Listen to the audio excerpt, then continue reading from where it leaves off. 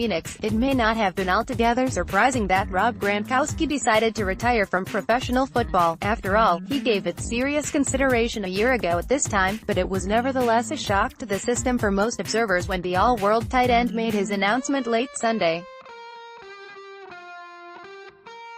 As the NFL gathers in the Valley of the Sun for the next few days for the league's annual meeting, the impact of Gronkowski's decision on the reigning Super Bowl champs is still coming into focus. What we can say for the moment is that while 2018 wasn't his most prolific season in terms of statistics, Gronkowski leaves a gaping hole in the Patriots roster and on the New England defense. Replacing what he did over the past decade, both as a pass catcher and perhaps equally importantly as a run blocker, will be a tall order indeed for head coach Bill Belichick and offensive coordinator Josh McDaniels. The Patriots now have just 3 tight ends on their roster: Jacob Hollister, Steven Anderson, and Ryan Izzo. The oft-injured Hollister, who dealt with hamstring issues all last season, has appeared in 23 games the past 2 seasons, producing just 8 catches for 94 yards.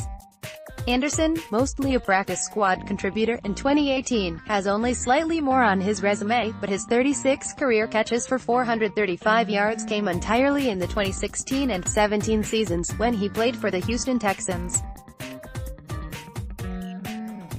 Izzo, meantime, spent his entire rookie campaign on New England's injured reserve list last season. Needless to say, the tight end position, already a thin one for New England, is suddenly the weakest of any on the Patriots roster. Veteran free agent pickings were slim heading into this year's signing period, which began earlier this month. Any player the Patriots might sign at this point would be far from a guarantee to make the final roster come September.